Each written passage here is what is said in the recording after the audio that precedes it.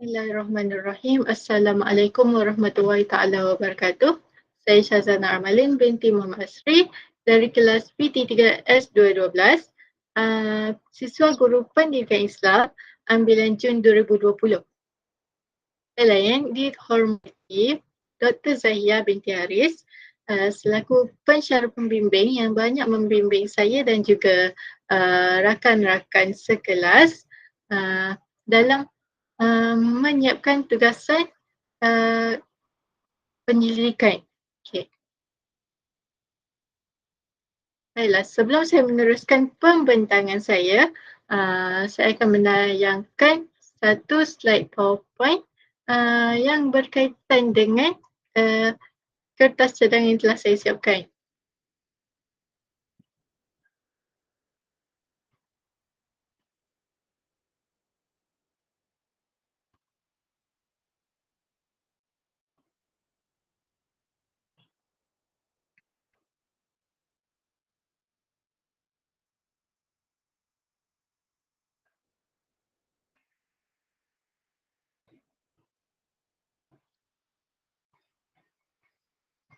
Baiklah, kajian yang saya pilih adalah bentuk kajian kes.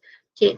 Yang mana tajuk yang saya pilih ialah amalan gamifikasi dalam pengajaran dan pembelajaran siswa guru pendidikan Islam IPG-KIK semasa praktikum. Baiklah, saya akan mulakan dengan dengan pendahuluan. Kertas cadangan yang saya siapkan mempunyai 4 bab, iaitu bab 1 pendahuluan, bab 2 kajian literatur dan bab 3 metodologi kajian. Saya mulakan dengan bab 1 iaitu pendahuluan. Untuk pengenalan, saya akan memberitahu mengenai gamifikasi, yang mana memberitahu bahawa gamifikasi ini berasal daripada perkataan bahasa Inggeris iaitu gamification. Maksudnya pada pengenalan saya memberitahu mengenai definisi gamifikasi dari segi bahasa dan juga menurut ahli falsafah.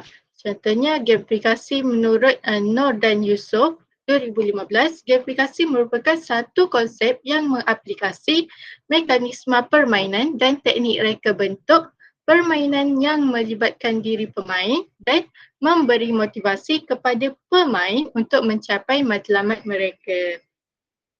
Daripada gamifikasi ni, kaedah gamifikasi ni merupakan usaha untuk menggalakkan keinginan pemain untuk belajar, bersosial, bersaing dan juga mencapai matlamat.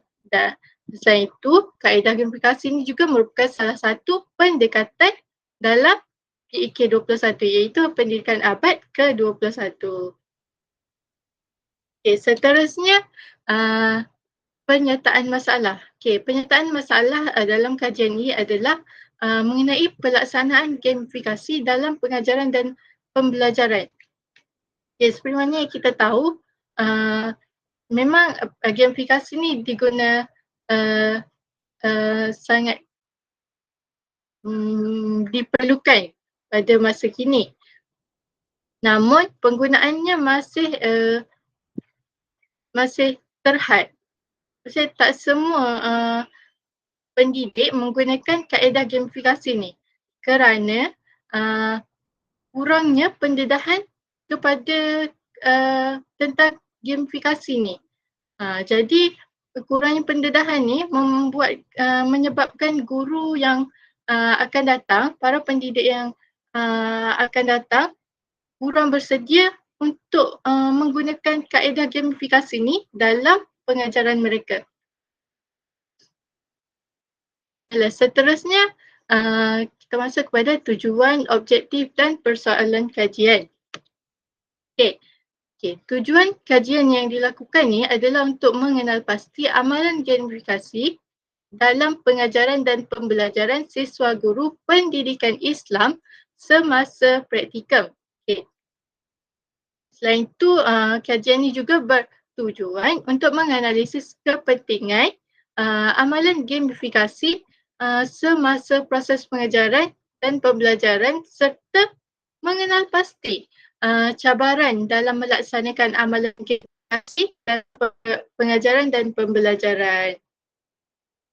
Okay, seterusnya objektif kajian. Terdapat 3 objektif kajian iaitu mengenal pasti jenis gamifikasi, mengenal pasti cabaran dalam amalan gamifikasi yang dilakukan dalam PDP dan juga menganalisis kepentingan amalan gamifikasi dalam pengajaran dan pembelajaran siswa guru pendidikan Islam semasa praktikal. Okay. Persoalan kajian pula seperti contohnya apakah amalan gamifikasi yang dilakukan dalam PDP siswa guru pendidikan Islam semasa praktikum, apakah cabaran amalan gamifikasi dan juga apakah kepentingan amalan gamifikasi tu. Okay. Untuk skop kajian dan batasan kajian. Okay, kajian ini memfokuskan kepada amalan gamifikasi dalam pengajaran dan pembelajaran siswa guru pendidikan Islam Institut Pendidikan Guru Kampus Ilmu KAS semasa fasa praktikum. Maksudnya skop tu berfokuskan kepada siswa guru pendidikan Islam IPG-KIK semasa praktikum. Okay. Dan batasan dia, pengkaji tu guna temu bual untuk dapatkan maklumat daripada 3 orang siswa guru pendidikan Islam di IPG-KIK untuk menjadi responden bagi mendapatkan maklumat. Okay, seterusnya kepentingan kajian. Okay. Kajian ni kajian tentang amalan gamifikasi dalam PDP siswa guru pendidikan Islam semasa praktikum ni penting untuk memberi gambaran yang jelas tentang kepentingan, tentang manfaat yang ada dalam kaedah gamifikasi itu sendiri. Okay. Selain itu, kajian ni juga boleh dijadikan rujukan untuk kajian-kajian masa depan dalam bidang gamifikasi dalam pendidikan Islam.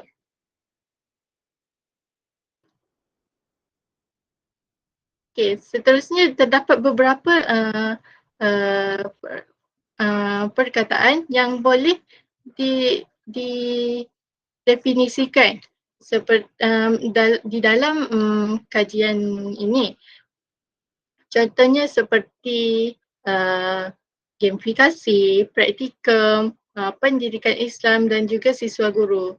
Seperti mana gamifikasi boleh didefinisikan sebagai penggunaan elemen-elemen yang mempunyai ciri-ciri permainan seperti permainan video yang diterapkan dalam aktiviti berunsurkan pembelajaran secara tidak langsung. Manakala praktikum pula didefinisikan sebagai pengalaman praktikal yang diselia dalam persekitaran kehidupan sebenar yang membentuk sebahagian daripada program pendidikan guru.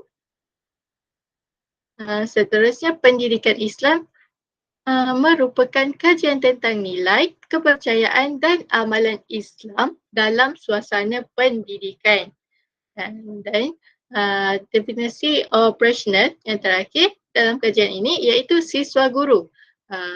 Yang mana siswa guru ni maksudnya pelajar yang mendaftar dalam program pendidikan guru dan sedang bersedia untuk menjadi guru.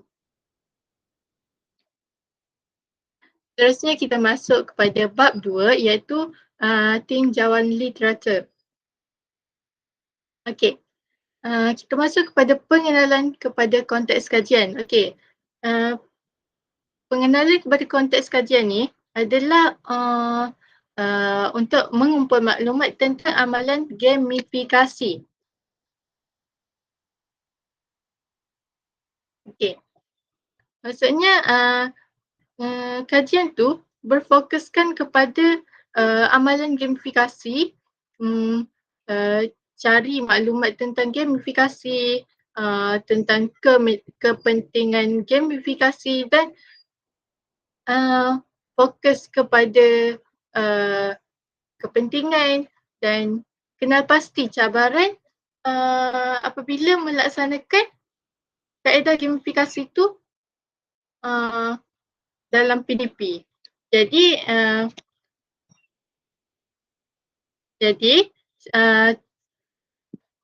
kajian ni untuk mengenal pasti apa cabaran yang dihadapi oleh responden semasa melaksanakan kaedah gamifikasi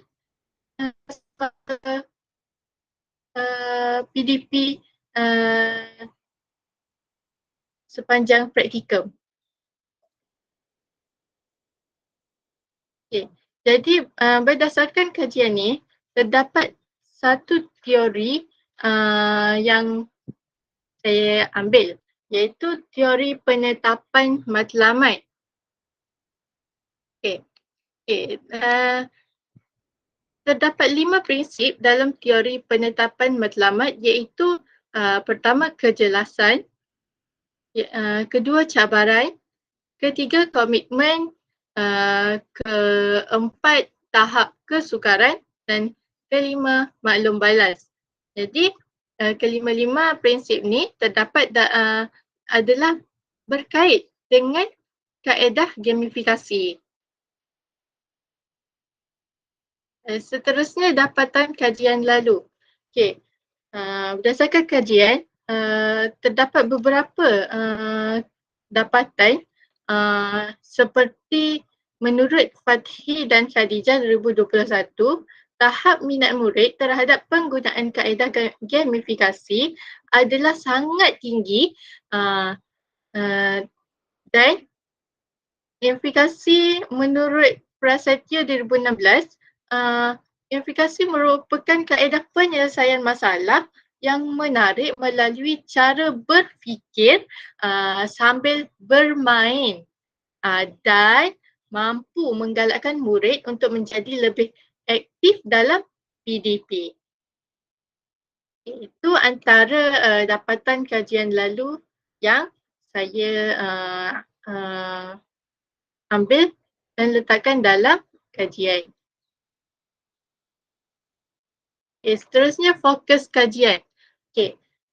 Kajian yang saya lakukan ni adalah memfokuskan amalan gamifikasi.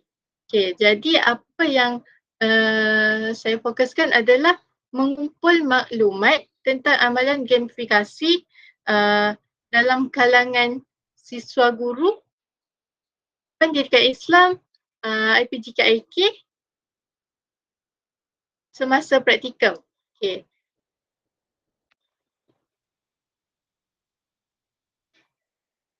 Okay. Selain itu, maklumat tentang amalan gamifikasi ni termasuklah dengan jenis gamifikasi yang dilaksanakan, kepentingan gamifikasi untuk bagi pelajar serta bagi siswa guru dan juga cabaran pelaksanaan kaedah gamifikasi itu sendiri. Okay. Okay, selesai bab 2. Jadi kita masuk pula kepada bab 3, iaitu metodologi kajian. Okay, dalam metodologi kajian ni ada 7 subtopik, iaitu reka bentuk kajian, persampalan, instrumen kajian, prosedur kajian, kesahan dan kebolehpercayaan, pengumpulan data dan juga penganalisisan data. Okay, yang pertama reka bentuk kajian. Baiklah, reka bentuk kajian ni pada pendapat Sabita 2006, okey, reka bentuk kajian ialah pelan tindakan yang memperincikan sesuatu pelaksanaan kajian serta menjadi panduan yang dapat membantu pengkaji untuk mengumpul menganalisis dan mentafsir data maklumat daripada kajian yang dijalankan. Maksudnya reka bentuk kajian ni dia perlu kena dengan jenis kajian yang kita nak buat. Okay. Jadi reka bentuk kajian yang yang dipilih adalah reka bentuk kajian kes. Mana kajian kes ni reka bentuk kajian yang tepat bagi mendapatkan hasil kajian yang terperinci dan lengkap. Okay. Dan kajian kes ni sesuai menggunakan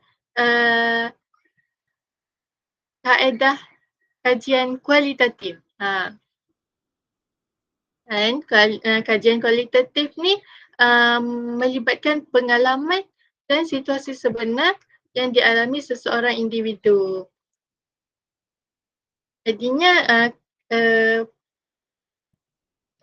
kajian yang saya lakukan ni sesuai dilakukan dengan reka bentuk kajian kes dan juga berbentuk kualitatif. Seterusnya persamplan. Persamplan ni menurut Shafi 1991 bahawa persamplan merupakan proses yang mana melibatkan sebahagian kecil dari sebuah kumpulan manusia yang dipilih dan dikaji untuk membantu pengkaji membuat satu kajian berkait dengan populasi tersebut. Persamplan ni kita pilih contoh IPG KIK, siswa guru IPG KIK. Tapi yang dipilih hanya sampel tu ramai siswa guru, semua siswa guru. Tapi saya pilih persamplan bertujuan. Maksudnya saya hanya pilih siswa guru pendidikan Islam IPG KIK sahaja. Maksudnya yang saya kajian yang saya buat ni adalah mengikut persamplan bertujuan, iaitu persamplan bertujuan ni dia menerapkan penelitian sampel berdasarkan pemilihan ciri yang khusus. Maksudnya kalau nak pilih sampel tu, dia ada ciri-ciri yang khusus untuk dapatkan sampel. Jadi berdasarkan persamplan bertujuan ni, saya akan memilih 3 orang responden berdasarkan ciri yang ditetapkan. Seterusnya instrumen kajian. Instrumen kajian ni merupakan proses mengumpul maklumat primer secara terbuka melalui pemerhatian individu di tempat kajian.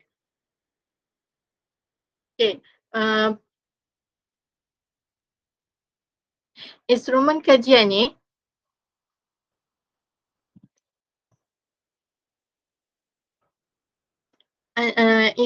instrumen kajian yang saya lakukan adalah temu bual.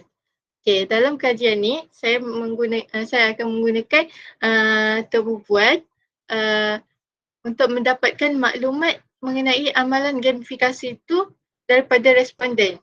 Jadi kaedah temu bual ni merupakan kaedah di mana pengkaji tu mengajukan soalan kepada responden yang dipilih mengenai mengenai objektif kajian, mengenai amalan gamifikasi, mengenai kajian yang ingin dikaji.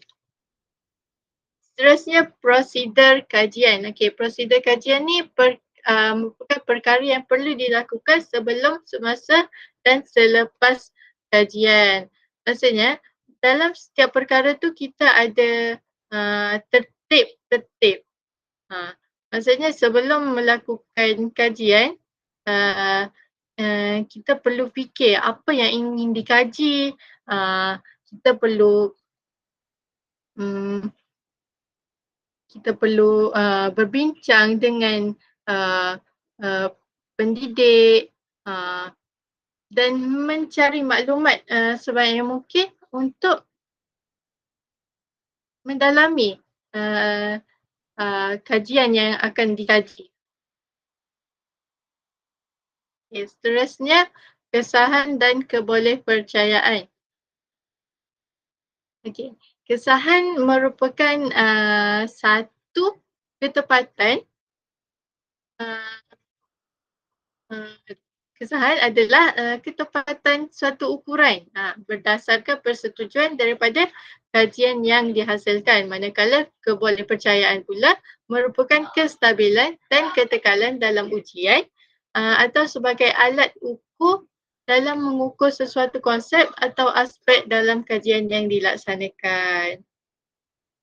Okay. Seterusnya pengumpulan data. Okay. Pengumpulan data dibuat melalui temu bual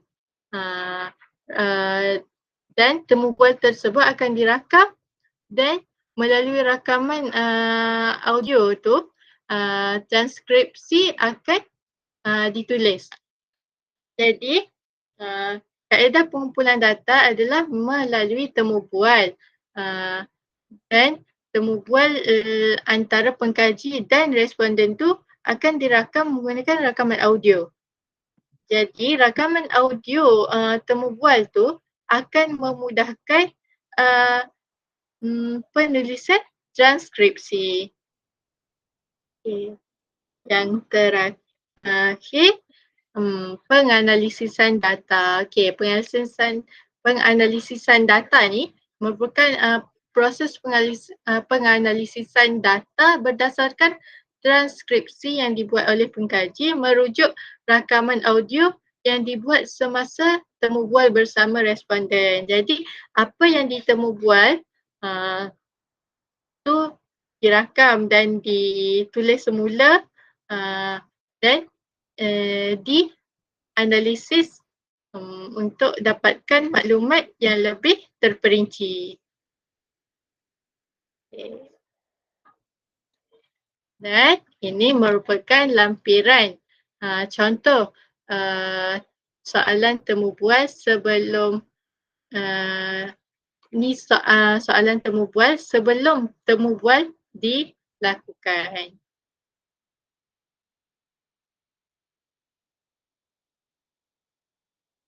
Baiklah, itu saja daripada saya.